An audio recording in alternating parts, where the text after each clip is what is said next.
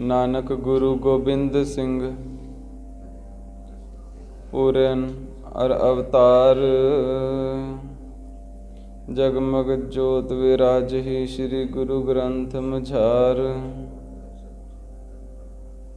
पूरन देखियो आत्मा द्वैते सर्व निधार। पई शांत मन जेह तेह पद नमो हमार। जो बुलावह त्यो बोलह स्वामी कुदरत कवण हमारी। साध संग नानक जस गायो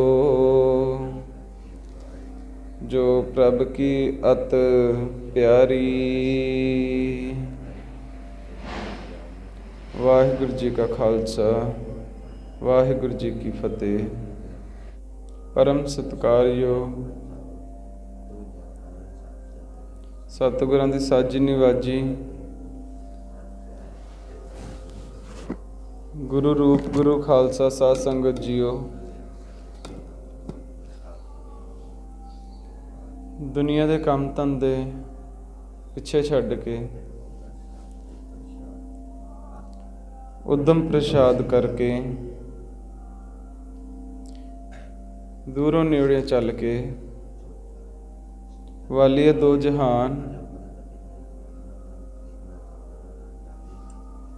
सरवरे कायनात कलयुग जीवां दा उधार करदे सतगुरु दो वाली दयावान सतगुर जी चवर छतर तखत दे मालिक गुरता गद्दी ते समायमान। शब्द गुरु पीरा गहर गंभीरा। धन धन साहिब गुरु ग्रंथ साहिब जी महाराज जी दी पवित्र हजूरी विच पहुँच के गुरबाणी दा कीर्तन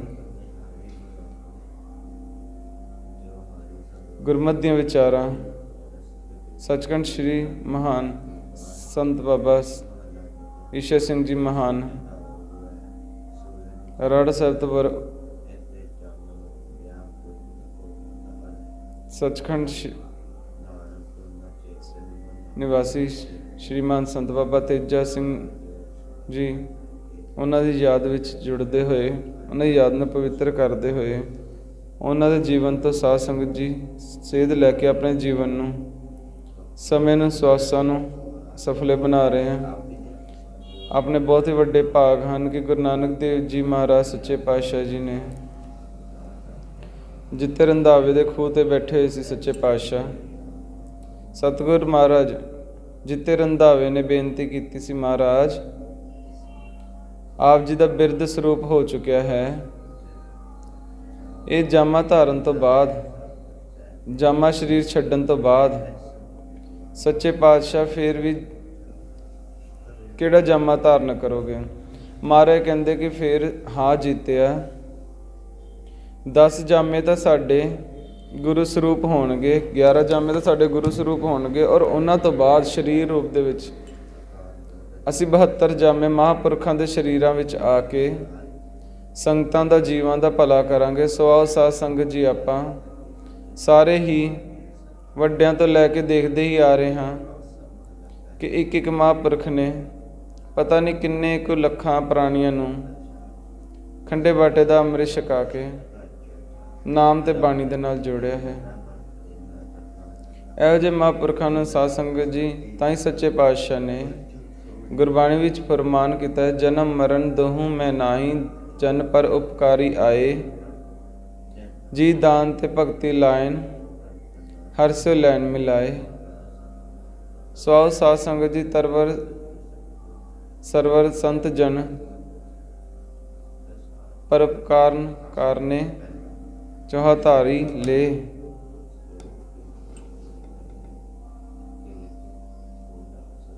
साध संगत जीओ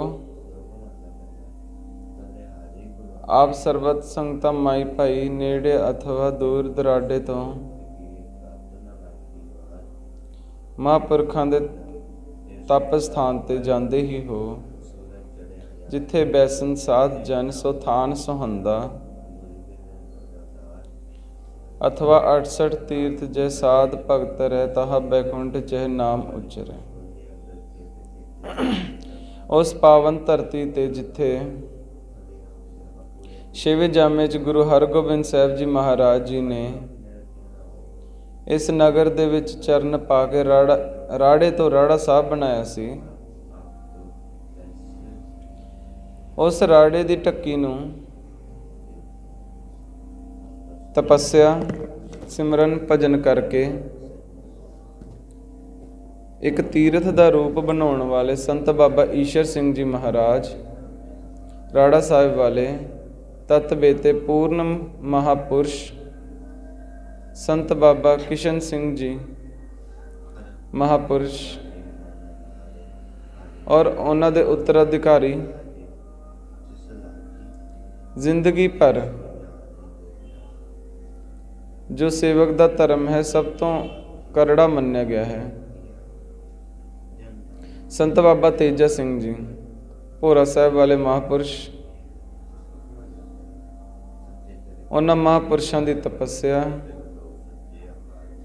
बाबाणियां कहानियां पुत सपूत करेन महावाक अनुसार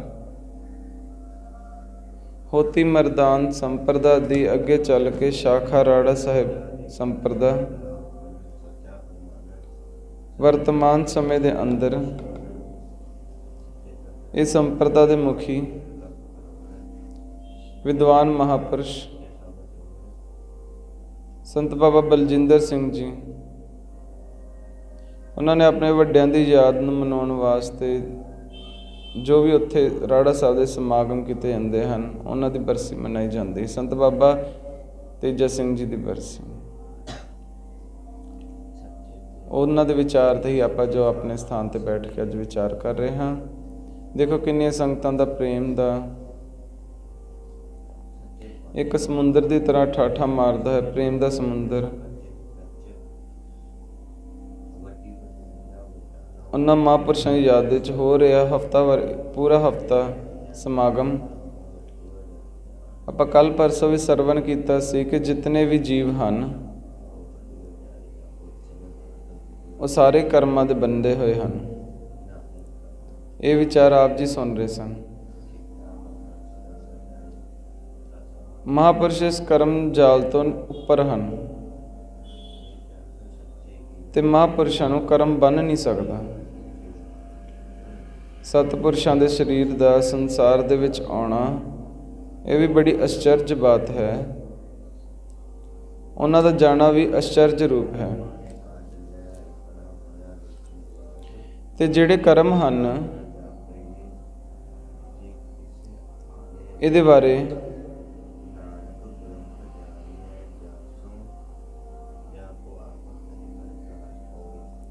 न्याय शास्त्र ने अपनी भाषा दे विच शांक शख्स ने अपनी भाषा दे विच, भगवान कृष्ण जी ने अपनी बोलां दे विच और गुरु ग्रंथ साहिब जी ने अपने बोलां दे विच, वेद ने जो अपनी भाषा दे विच कहा है वो संस्कृत भाषा है ते गुरबाणी दे विच ओही गल्लां सरल रूप दे विच हन। ते जो संस्कृत दी शास्त्रां दे विच ऐसा लिखा है कि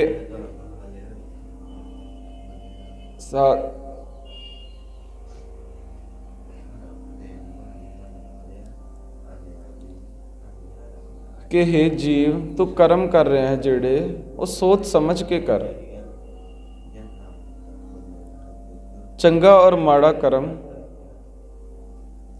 तू अपने शरीर दे धरती विच एक नवा बीज बीज रहा है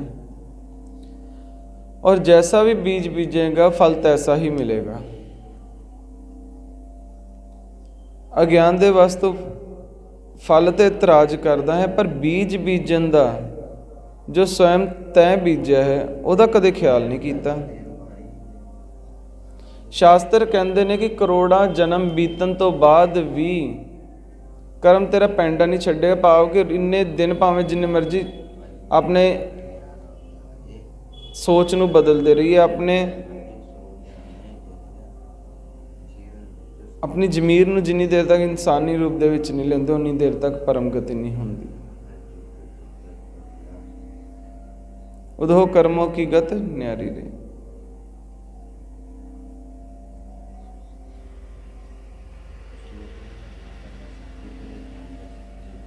देखो किन्नी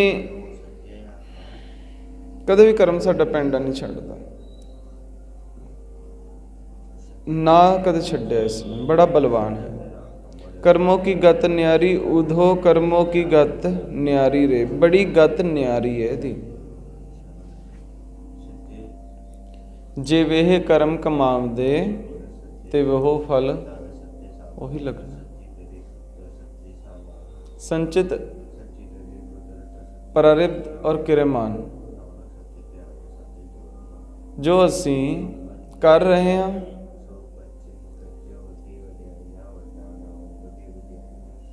जो मैं खुद कर रहा हाँ, और जी 3 प्रकार के कर्म करता है।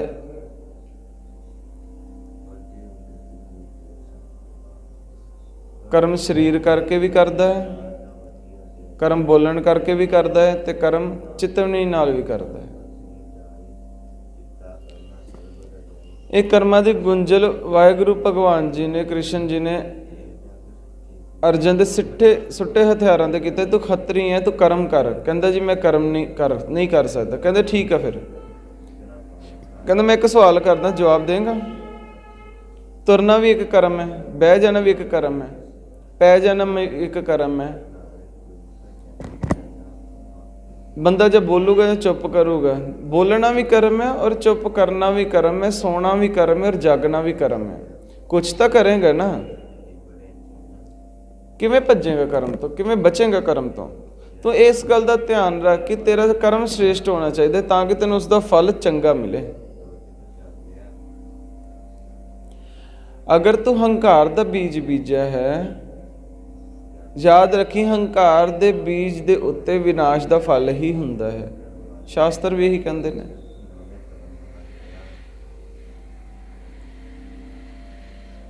जो असी कर रहे हाँ,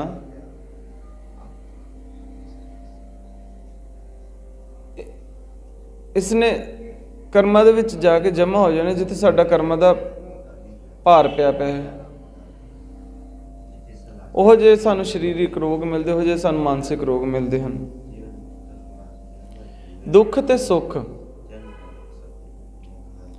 ਸਾਡੇ ਪਾਪ ਤੇ ਪੁੰਨ 2 ਕਰਮਾਂ ਦਾ ਹੀ ਜੋ ਅਸੀਂ ਬੀਜ ਬੀਜੇ ਸੀ ਉਸ ਦਾ ਫਲ ਹੈ।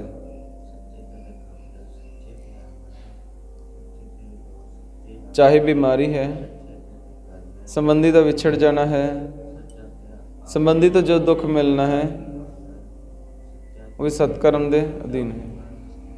इसी करके ही महाराज साहब जी ने सचेत किया है, सुख दुख पूर्व जन्म के किए सो जाने जिन दाते दिए। एक इस गल नूं तू नहीं जानता, अज्ञानी है, दाता जानता है, भाव के अंदरला जानता है कि मैं जो अपने पुराने कर्म किए हैं उन्हां दा फल मैनूं मिलना ही मिलना है। भावें असीं कीते कर्मां नूं भुल जाइए, कल दे कीते नूं भुल जाइए, साल तो पहले नूं भुल जाइए, बचपन के कर्मां नूं भुल जाइए, पर उसका फल किते ना किते सानूं मिलना ही मिलना है। और एक हदायत की है कि किसनों दोष दे तो प्राणी, किनूं दोष देगा? दद्दा दोष ना देओ किसे, दोष कर्मा अपने आ। जो मैं किया सो मैं पाया, दोष ना दीजे अवरजना।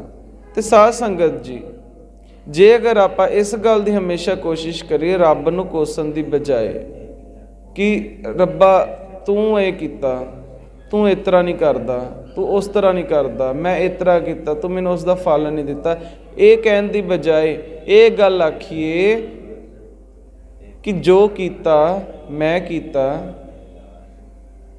चंगा कीता माड़ा कीता मैं ही कीता वा, ਉਹਦਾ फल भी मैनू ही भुगतना पैना। इस साध संगत दे कोई हंकार वाली गल नहीं, चंगा माड़े कीते। गल यह कि अपने आप का कसूर कढ़ना बहुत वधिया गल है, अपने आप की तारीफ करना भी बहुत सोहनी गल है। क्योंकि जिन्नी देर तक इंसान अपनी तारीफ नहीं करूगा उसनूं पता ही नहीं लगूगा कि वो की चंगा कर्म और की माड़ा कर्म कर रहा है। ਜਦੋਂ इंसान अपनी तारीफ करता है तो ਉਹਨੂੰ महसूस ਹੁੰਦਾ कि मैं चंगे कर्म करके अपने आप की तारीफ कर रहा, भाव कि ਹੁਣ मेरा अंदरला खुश है, मेरा रब ਤਾਂ असल ਦੇ ਵਿੱਚ खुश है। ਅਸੀਂ ਸੁੱਤੇ ਪਏ ਉੱਠਦੇ ਨਹੀਂ ਆ, ਫਿਰ ਅਸੀਂ ਕਹਿੰਦੇ ਕਿ ਅਸੀਂ ਲੇਟ ਹੋ ਗਏ ਕੰਮਾਂ ਨੂੰ, ਤਾਂ ਅਸੀਂ ਆਪਣੇ ਆਪ ਨੂੰ ਦੁਖੀ ਖੁਦ ਕਰਦੇ ਹਾਂ। ਅਸੀਂ ਸਵੇਰੇ ਥੋੜਾ ਜਲਦੀ ਉੱਠੇ ਆਪਣੇ ਟਾਈਮ ਤੋਂ ਤਾਂ ਹਰ ਕੰਮ ਟਾਈਮ ਸਿਰ ਹੋਊਗਾ ਤੇ ਸਾਰੇ ਖੁਸ਼, ਅਸੀਂ ਵੀ ਖੁਦ ਵੀ ਖੁਸ਼ ਹੋਵਾਂਗੇ। ਕਦੇ ਸਵੇਰੇ ਉੱਠ ਕੇ ਤਾਂ ਵੇਖੀਏ। ਹਾਂ ਅਸੀਂ ਇਹ ਨਹੀਂ ਕਹਿੰਦੇ ਕਿ ਵੀ ਅਸੀਂ ਵੀ ਰੋਜ਼ ਉੱਠਦੇ ਆ, ਕਈ ਵਾਰੀ ਲੇਟ ਹੋ ਜਾਂਦਾ, ਹਰ ਇੱਕ ਇਨਸਾਨ ਕਈ ਵਾਰੀ ਲੇਟ ਹੋ ਜਾਂਦਾ ਕਿ ਰਾਤ ਨੂੰ ਲੇਟ ਸੌਣ ਦੇ ਕਰਕੇ, ਪਰ ਕੋਸ਼ਿਸ਼ ਤਾਂ ਕਰ ਸਕਦੇ ਨਾ। ਕੋਸ਼ਿਸ਼ ਸਿਰਫ ਇਹ ਕਹਿ ਦੇਣਾ ਕਿ ਮੈਂ ਕੋਸ਼ਿਸ਼ ਕਰ ਰਿਹਾ ਹਾਂ ਔਰ ਮੈਂ ਘਰੇ ਬੈਠਾ ਸੁੱਤਾ ਵਾਂ, ਮੈਂ ਕੋਸ਼ਿਸ਼ ਕਰ ਰਿਹਾ ਵਾਂ, ਮੈਂ ਅਲਾਰਮ ਲਾਇਆ, ਮੈਂ ਕੋਸ਼ਿਸ਼ ਕਰ ਰਿਹਾ ਵਾਂ, ਮੇਰਾ ਅਲਾਰਮ ਵੱਜੇ ਤੇ ਮੈਂ ਬੰਦ ਕਰਦਾ, ਇਸ ਨੂੰ ਕੋਸ਼ਿਸ਼ ਨਹੀਂ ਕਹਿੰਦੇ। ਮੈਨੂੰ ਕੋਈ ਉਠਾ ਰਿਹਾ ਵਾ, ਮੈਂ ਉਹਦਾ ਫੋਨ ਨਾ ਚੱਕਾਂ, ਬੰਦ ਕਰ ਦੇਵਾਂ, ਇਹਨੂੰ ਕੋਸ਼ਿਸ਼ ਨਹੀਂ ਕਹਿੰਦੇ, ਇਹਨੂੰ ਮਜ਼ਾਕ ਬਣਾਉਣਾ ਕਹਿੰਦੇ ਨੇ, ਇਹਨੂੰ ਗਲਤ ਗੱਲ ਕਹਿੰਦੇ ਨੇ। ਕੋਸ਼ਿਸ਼ ਇਸ ਨੂੰ ਕੋਸ਼ਿਸ਼ ਕਰਨਾ ਨਹੀਂ ਕਹਿੰਦੇ ਹੈਗੇ, ਇਸ ਨੂੰ ਮਜ਼ਾਕ ਬਣਾਉਣਾ ਕਹਿੰਦੇ ਨੇ। ਕੋਸ਼ਿਸ਼ ਕਰਨਾ ਤੇ ਉਹ ਹੁੰਦਾ ਕਿ ਬੰਦਾ ਕਹਿੰਦਾ ਕੋਸ਼ਿਸ਼ ਮੈਨੂੰ ਕੋਈ ਉਠਾ ਰਿਹਾ ਵਾ ਔਰ ਮੈਂ ਉੱਠਣਾ ਵਾ, ਹੁਣ ਘੱਟੋ ਘੱਟ ਹੁਣ ਉੱਠਾਂ। ਫਿਰ ਬੰਦਾ ਕਹਿੰਦਾ ਕਿ ਮੈਂ ਆਪਣੇ ਆਪ 7 ਵਜੇ ਉੱਠਦਾ ਵਾਂ, ਹੁਣ ਮੈਂ 6:30 ਵਜੇ ਆਪਣੇ ਆਪ ਉੱਠਣਾ ਸ਼ੁਰੂ ਕਰਾਂ, ਇਹਨੂੰ ਕਹਿੰਦੇ ਆ ਕੋਸ਼ਿਸ਼। 7 ਵਜੇ ਉੱਠੇ ਤੇ 8 ਵਜੇ ਉੱਠਣ ਲੱਗ ਜੇ, ਇਹਨੂੰ ਕੋਸ਼ਿਸ਼ ਨਹੀਂ ਕਹਿੰਦੇ ਹੈਗੇ। ਸੋ ਸਾਧ ਸੰਗਤ ਜੀ ਰਹੋ ਵਿਚਾਰ। ਤੇ ਇਸੇ ਕਰਕੇ ਹੀ ਫਾਰਸੀ ਦਾ ਵਿਦਵਾਨ ਵੀ ਇੱਕ ਗੱਲ ਕਹਿੰਦਾ ਹੈ ਕਿ ਗੁਨਾਹੇ ਸਜ਼ਾ ਬਣ ਕੇ ਆਤੀ ਹੈ ਸਾਹਮਣੇ। ਗੁਨਾਹ ਕੀਤਾ ਹੋਇਆ ਗੁਨਾਹੇ ਸਜ਼ਾ ਬਣ ਕੇ ਆ ਜਾਤੀ ਹੈ ਸਾਹਮਣੇ, ਵਰਨਾ ਕੌਣ ਕਿਸੇ ਕੋ ਸਜ਼ਾ ਦੇਤਾ ਹੈ। ਸਾਡਾ ਗੁਨਾਹ ਹੀ ਸਾਡੀ ਸਜ਼ਾ ਹੈ। ਸਿੱਖ ਨੇ ਦੇਖਣੇ ਜਿਸ ਗੁਰੂ ਤੋਂ ਅਸੀਂ ਬੇਮੁਖ ਹੋ ਰਹੇ ਹਾਂ ਉਹ ਵੀ ਸਾਡਾ ਕਰਮ ਹੈ। ਗੁਰੂ ਤੋਂ ਬੇਮੁਖ ਹੋਣਾ ਹੀ ਸਭ ਤੋਂ ਵੱਡਾ ਪਾਪ ਹੈ, ਭਾਵ ਕਿ ਗਿਆਨ ਤੋਂ ਦੂਰ ਹੋਣਾ। ਇਸੇ ਕਰਕੇ ਹੀ ਦੱਦਾ ਦੋਸ਼ ਨਾ ਦੇਉ ਕਿਸੇ, ਦੋਸ਼ ਕਰਮਾ ਆਪਣਿਆ। ਇਹਦੇ ਵਿੱਚ ਇੱਕ ਗੱਲ ਹੈ ਸਾਧ ਸੰਗਤ, ਇੱਕ ਕਰਮ ਹੈ ਜਿਸ ਦਾ ਫਲ ਦਿੱਤਾ ਹੋਇਆ ਸਰੀਰ ਦਾ ਦੁੱਖ ਕਿਸੇ ਵੈਦ ਤੋਂ ਕਿਸੇ ਹਕੀਮ ਤੋਂ ਨਹੀਂ ਹਟ ਸਕਦਾ। ਇੱਕ ਕਿਰਿਆ ਦਾ ਰੋਗ ਹੈ, ਸਵੇਰੇ ਕੁਝ ਖਾਧਾ, ਢਿੱਡ 'ਚ ਪੀੜ ਹੋ ਰਹੀ ਹੈ, ਸ਼ਾਮ ਤੋਂ ਪਹਿਲਾਂ ਦਵਾਈ ਲਈ, ਠੀਕ ਹੋ ਗਿਆ। ਉਹ ਕਿਰਿਆ ਰੋਗ ਸੀ, ਕਰਮ ਰੋਗ ਨਹੀਂ ਸੀ। ਤੇਰੀ ਗਲਤੀ ਦਾ ਖਾਣਾ ਖਾਧਾ ਸੀਗਾ, ਉਹਦਾ ਤੇ ਨੁਕਸਾਨ ਹੋਇਆ, ਤਾਂ ਦਵਾਈ ਖਾਧੀ, ਸਹੀ ਹੋ ਗਿਆ, ਪਰ ਕਰਮ ਤੋਂ ਬਚਿਆ ਨਹੀਂ ਜਾ ਸਕਦਾ। ਸਾਧ ਸੰਗਤ ਬੜੇ ਬੜੇ ਲੋਕ ਜਿਹੜੇ ਕੁਰਲਾਏ ਕਿ ਅਸੀਂ ਕਦੇ ਮਾੜਾ ਕੰਮ ਨਹੀਂ ਕੀਤਾ, ਬੜੇ ਜਾਣੇ ਕਹਿੰਦੇ ਨੇ ਕਿ ਅਸੀਂ ਕਦੇ ਮਾੜਾ ਕੰਮ ਨਹੀਂ ਕੀਤਾ, ਸਾਨੂੰ ਕੀ ਲੋੜ ਹੈ ਜੀ ਅੰਮ੍ਰਿਤ ਛਕਣ ਦੀ, ਸਾਨੂੰ ਕੀ ਲੋੜ ਹੈ ਗਿਆਨ ਲੈਣ ਦੀ, ਸਾਨੂੰ ਕੀ ਲੋੜ ਹੈ ਗੁਰੂ ਗ੍ਰੰਥ ਸਾਹਿਬ ਜੀ ਦਾ ਪਾਠ ਕਰਨ ਦੀ, ਅਸੀਂ ਕਿਹੜਾ ਕਿਸੇ ਦਾ ਗਲਤ ਕਰਦੇ। ਪਰ ਉਹਨਾਂ ਨੂੰ ਇਹ ਨਹੀਂ ਪਤਾ ਕਿ ਉਹਨਾਂ ਨੇ ਵੀ ਬਥੇਰਿਆਂ ਦਾ ਗਲਤ ਕੀਤਾ ਹੁੰਦਾ। ਸਮਾਂ ਦੇ ਕੇ ਕਿਸੇ ਨੂੰ ਉਡੀਕ ਕਰਵਾਉਣਾ, ਸਮਾਂ ਦੇ ਕੇ ਉਸ ਸਮੇਂ 'ਤੇ ਨਾ ਪਹੁੰਚਣਾ, ਇਹ ਵੀ ਬਹੁਤ ਵੱਡਾ ਜੁਰਮ ਹੈ। ਅਗਲੇ ਦਾ ਸਮਾਂ ਬਰਬਾਦ ਹੋਣਾ, ਅਗਲੇ ਨੂੰ ਉਸ ਗੱਲ ਦਾ ਦੁੱਖ ਪਹੁੰਚਦਾ ਹੈ, ਅਗਲੇ ਨੂੰ ਅੰਦਰੋਂ ਅੰਦਰ ਉਸ ਨੂੰ ਦੁੱਖ ਪਹੁੰਚਿਆ ਹੁੰਦਾ ਹੈ। ਉਸ ਦੁੱਖ ਦਾ ਦਿੱਤੇ ਹੋਏ ਦਾ ਕਰਮ ਵੀ ਖੁਦ ਇਨਸਾਨ ਨੂੰ ਭੁਗਤਣਾ ਹੀ ਪੈਂਦਾ ਇੱਕ ਨਾ ਇੱਕ ਦਿਨ। ਦੱਦਾ ਦੋਸ਼ ਨਾ ਦਿਓ ਕਿਸੇ, ਦੋਸ਼ ਕਰਮਾ ਆਪਣੇ ਆ। ਜੋ ਮੈਂ ਕੀਆ ਸੋ ਮੈਂ ਪਾਇਆ, ਜੋ ਮੈਂ ਕਰ ਰਿਹਾ ਵਾਂ ਅੱਜ, ਜੋ ਅੱਜ ਮੈਂ ਕਿਸੇ ਨੂੰ ਤੰਗ ਕਰ ਰਿਹਾ ਵਾਂ, ਤਾਂ ਉਹ ਮੈਨੂੰ ਆਉਣ ਦੇ ਸਮੇਂ ਦੇ ਵਿੱਚ ਭੁਗਤਣਾ ਪੈਣਾ ਹੈ। ਜਦੋਂ ਮੈਂ ਇਸ ਗੱਲ ਨੂੰ ਜਿੰਨੀ ਦੇਰ ਤੱਕ ਨਹੀਂ ਸਮਝਦਾ, ਹਾਂ ਆਉਣ ਦੇ ਸਮੇਂ ਤੱਕ ਜੇ ਮੈਨੂੰ ਇਹ ਗੱਲ ਸਮਝ ਆ ਜਾਂਦੀ ਔਰ ਮੈਂ ਪਛਤਾਵਾ ਕਰਦਾ ਕਿ ਹਾਂ ਵੀ ਮੈਂ ਨਹੀਂ, ਹੁਣ ਤੋਂ ਇਹ ਗਲਤੀ ਨਹੀਂ ਹੋਊਗੀ ਔਰ ਮੈਂ ਆਪਣੇ ਆਪ ਨੂੰ ਸੁਧਾਰਨ ਦੀ ਕੋਸ਼ਿਸ਼ ਕਰਾਂਗਾ, ਤਾਂ ਜ਼ਰੂਰ ਹੀ ਇਨਸਾਨ ਦੇ ਫਲ ਜਿਹੜੇ ਕੀਤੇ ਕਰਮ ਨੇ ਉਹ ਘਟਣੇ ਸ਼ੁਰੂ ਹੋ ਜਾਂਦੇ ਨੇ, ਖਤਮ ਨਹੀਂ ਹੁੰਦੇ। ਕਿਉਂਕਿ ਜੋ ਬੀਜਣਾ ਹੈ ਉਹ ਸਾਨੂੰ ਬੋਣਾ ਹੀ, ਉਹ ਸਾਨੂੰ ਮਿਲਣਾ ਹੀ ਮਿਲਣਾ ਹੈ। ਕਿ ਮੈਂ ਕਈ ਕਹਿੰਦੇ ਨੇ ਕਿ ਮੈਂ 100 ਜਨਮ 'ਚ ਵੀ, ਕ੍ਰਿਸ਼ਨ ਨੂੰ ਕਹਿੰਦੇ ਕਿਉਂਕਿ ਮੈਂ 100 ਜਨਮ 'ਚ ਵੀ ਕੋਈ 100 ਸਾਲਾਂ ਦੇ ਵਿੱਚ ਮੈਂ ਕੋਈ ਪਾਪ ਕੀਤਾ। ਕਹਿੰਦੇ ਤੂੰ ਬਚਪਨ ਦੇ ਵਿੱਚ ਇੱਕ ਸੂਲ ਲੈ ਕੇ ਟਿੱਡੀ ਦੀਆਂ ਅੱਖਾਂ ਭੰਨੀਆਂ ਸਨ, ਉਹਦੀ ਭੰਬੀਰੀ ਬਣਾ ਕੇ ਤੂੰ ਘੁਮਾ ਰਿਹਾ ਸੀਗਾ, ਹੰਸਾਂ ਦੇ 100 ਬੱਚੇ ਮਾਰ ਕੇ ਖਾਦੇ ਸੀ, ਉਹਦਾ ਫਲ ਤੈਨੂੰ ਹੁਣ ਮਿਲ ਰਿਹਾ ਹੈ, ਤੂੰ ਹੁਣ ਅੰਨਾ ਹੋ ਗਿਆ। ਕਹਿੰਦੇ ਪਹਿਲਾਂ ਕਿਉਂ ਨਹੀਂ ਮਿਲਿਆ ਮੈਨੂੰ ਫਲ? ਕਹਿੰਦੇ ਪਹਿਲਾਂ ਤੇਰਾ ਐਸਾ ਹੈ ਜਿਵੇਂ ਕੋਈ ਸ਼ਕਤੀਸ਼ਾਲੀ ਬੰਦਾ ਗਰੀਬ ਨੂੰ, ਮਾੜੇ ਨੂੰ ਧੱਕ ਕੇ ਪਿੱਛੇ ਧੱਕ ਕੇ ਮੂਹਰੇ ਹੋ ਜਾਂਦਾ ਨਾ, ਇਸੇ ਤਰ੍ਹਾਂ ਤੇਰਾ ਚੰਗੇ ਕਰਮ ਬਾਕੀ ਇੰਨੇ ਬਲਵਾਨ ਸੀਗੇ ਕਿ ਇਹ ਤੇਰੇ ਮਾੜੇ ਕਰਮ ਨੂੰ ਆਉਣ ਨਹੀਂ ਦਿੱਤਾ, ਪਰ ਹੁਣ ਸਮਾਂ ਆ ਗਿਆ ਵਾ ਤੈਨੂੰ ਭੁਗਤਣ ਦਾ, ਇਸ ਕਰਕੇ ਤੂੰ ਭੁਗਤ ਰਿਹਾ ਹੈ। ਸਾਧੂ ਦੇ ਵਿੱਚ ਆਪਣੇ ਕਰਮ ਕੱਟਣ ਦੀ ਤਾਂ ਗੱਲ ਹੀ ਛੱਡ ਦਿਓ, ਕਿਸੇ ਦਾ ਕਰਮ ਕੱਟ ਸਕਦਾ ਹੈ। ਕਾਹਦੇ ਨਾਲ? ਗੁਰੂ ਦੇ ਸ਼ਬਦ ਨਾਲ। ਗੁਰ ਕਾ ਸ਼ਬਦ ਕਾਟੇ ਕੋਟ ਬ੍ਰਹਮ। ਤੇ ਇਸੇ ਕਰਕੇ ਸਾਧ ਸੰਗਤ ਜੀ, ਕਰਮ ਜਾਲ ਦੇ ਵਿੱਚ ਮਹਾਪੁਰਸ਼ ਨਹੀਂ ਹੁੰਦੇ। ਇਹ ਇੱਕ ਅਵਸਥਾ ਹੈ।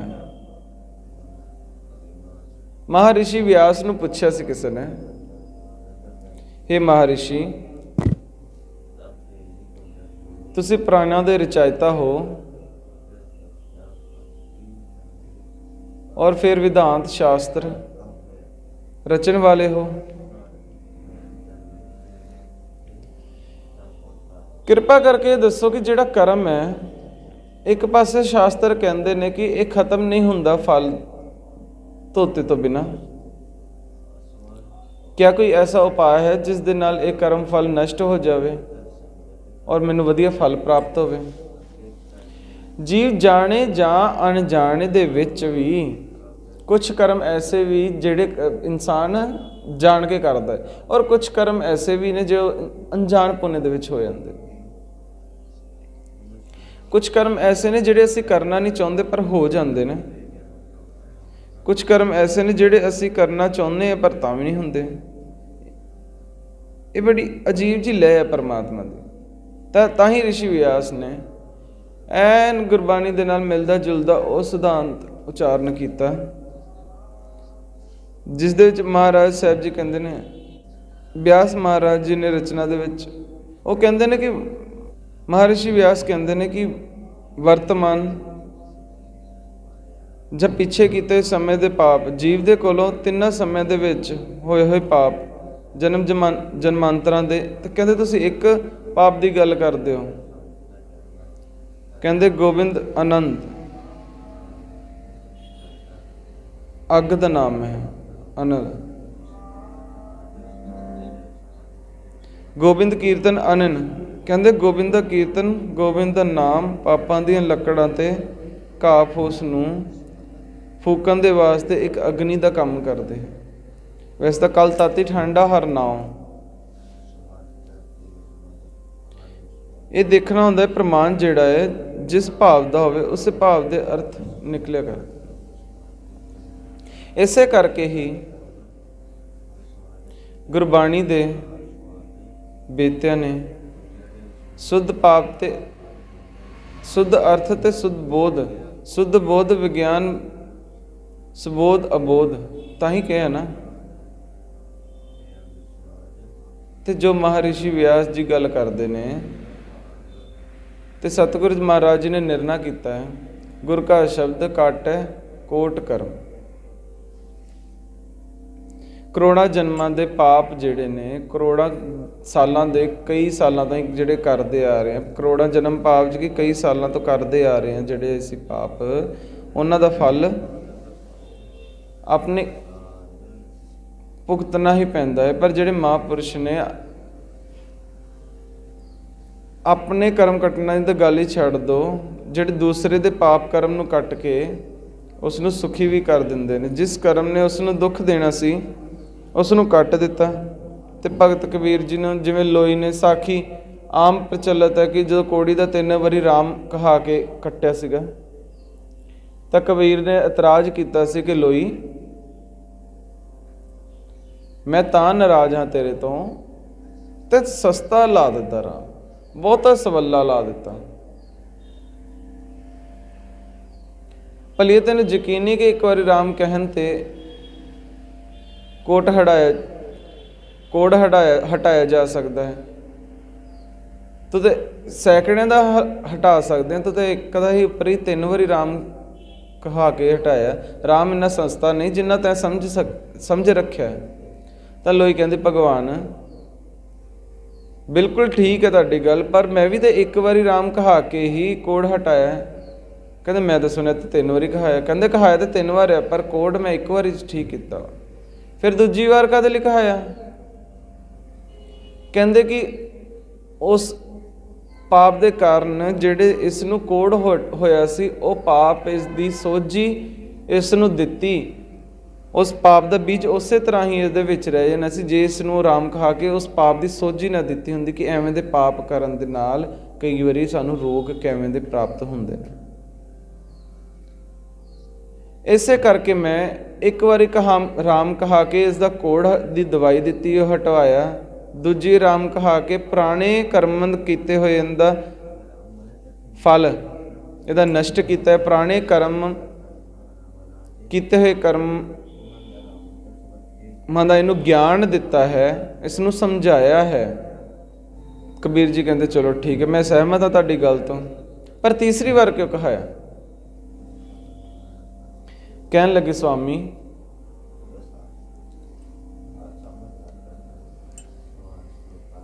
ਮੈਂ ਸੁਣਿਆ ਸੀ ਇੱਕ ਜਗਿਆਸੂ ਕਿ ਪੂਰਨ ਮਹਾਂਪੁਰਸ਼ ਦੀ ਸ਼ਰਨ ਦੇ ਵਿੱਚ ਆਇਆ, ਕਿਸੇ ਹੋਰ ਪਾਸੇ ਜਾਣਾ ਨਾ ਪਵੇ, ਤੁਸੀਂ ਪੂਰਨ ਹੋ। ਤੁਹਾਡੀ ਸੇਵਾ ਕਰਕੇ ਸਮੁੰਦਰ ਦੇ ਵਿੱਚੋਂ ਬੂੰਦ ਮਿਲੀ ਹੈ, ਮੈਨੂੰ ਵੀ ਪਰਉਪਕਾਰ ਕਰਨ ਦਾ ਚਾਅ ਆ ਗਿਆ ਹੈ। ਮੈਂ ਤੀਸਰੀ ਵਾਰ ਰਾਮ ਇਸ ਕਰਕੇ ਕਹਾਇਆ ਹੈ ਕਿ ਜਨਮ ਮਰਨ ਤੋਂ ਰਹਿਤ ਹੋ ਜਾਏ, ਭਾਵ ਕਿ ਆਉਣ ਵਾਲੇ ਸਮੇਂ ਦੇ ਵਿੱਚ ਆਪਣੀ ਜ਼ਮੀਰ ਨੂੰ ਨਾ ਬਾਰ-ਬਾਰ ਮਾਰਦਾ ਫਿਰੇ, ਕਦੇ ਕਿਸੇ ਲਈ ਆਪਣੀ ਜ਼ਮੀਰ ਨੂੰ ਮਾਰ ਕੇ ਕੋਈ ਨਿਸ਼ਿੱਧ ਕਰਮ ਨਾ ਕਰਦਾ ਫਿਰੇ। ਸਾਧੂ ਦੂਸਰੇ ਦੇ ਕਰਮ ਵੀ ਕੱਟ ਸਕਦਾ ਹੈ, ਇਸੇ ਤਰ੍ਹਾਂ ਹੀ ਉਸ ਨੂੰ ਗਿਆਨ ਬਖਸ਼ ਕੇ। ਕਿਆ ਇਸੇ ਧਰਤੀ ਦੀ ਇਹ ਗੱਲ ਨਹੀਂ ਹੈ ਕਿ ਸੰਤ ਹਰਦੇਵ ਸਿੰਘ ਜੀ ਲੋਲੋ ਵਾਲਿਆਂ ਦੀਆਂ ਬਾਹਾਂ ਖੜ ਗਈਆਂ ਸੀਗੀਆਂ ਜੋ ਤਿਹਾੜ ਜੇਲ੍ਹ 'ਚ ਗਏ ਸਨ। ਉਸ ਸਮੇਂ ਉਹਨਾਂ ਨੂੰ ਇੱਕ ਇੰਜੈਕਸ਼ਨ ਲੱਗਿਆ ਜਿਹਦੇ ਕਰਕੇ ਉਹਨਾਂ ਦੀ ਬਾਹਾਂ ਖੜੀਆਂ ਹੋ ਗਈਆਂ।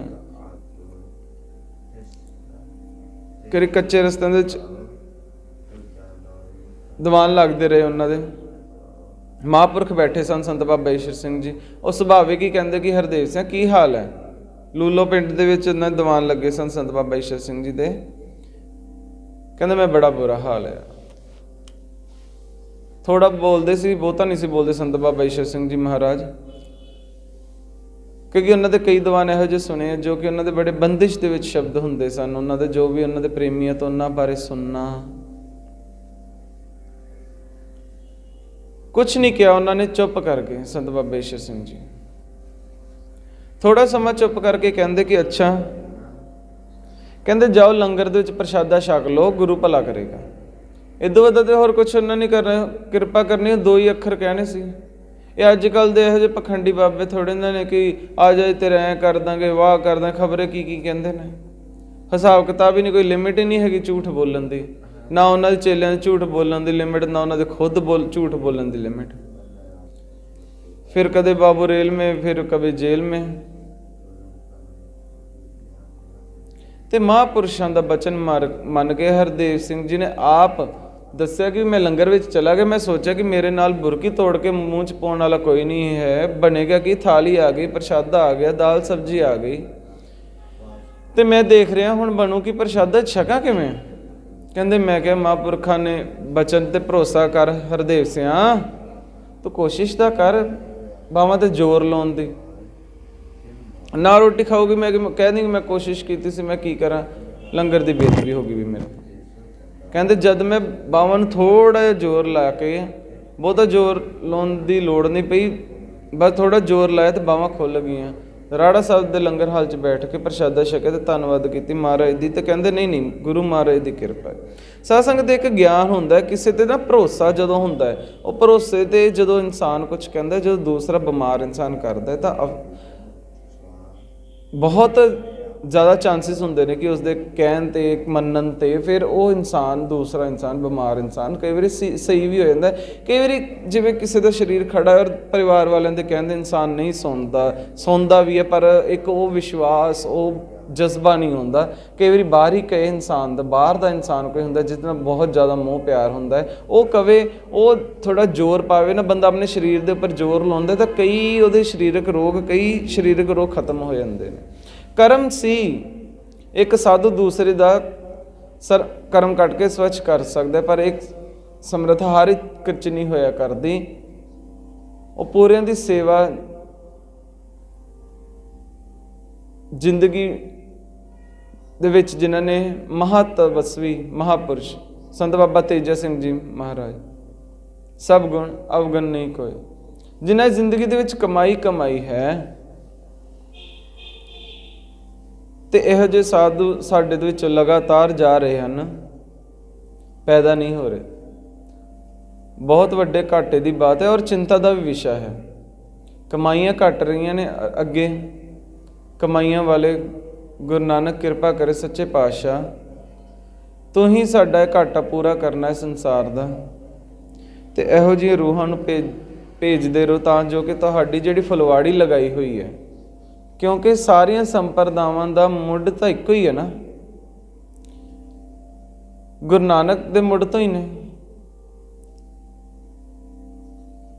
ਸ਼ਾਖਾ ਬਿਰਛ ਦੀਆਂ ਜਿੰਨੀਆਂ ਮਰਜ਼ੀ ਅਲੱਗ ਦਿਸਣ, ਪਰ ਮੁੱਢ ਤਾਂ ਇੱਕੋ ਹੀ ਹੈ ਨਾ, ਇੱਕੋ ਹੀ ਹੈ ਮੁੱਢ।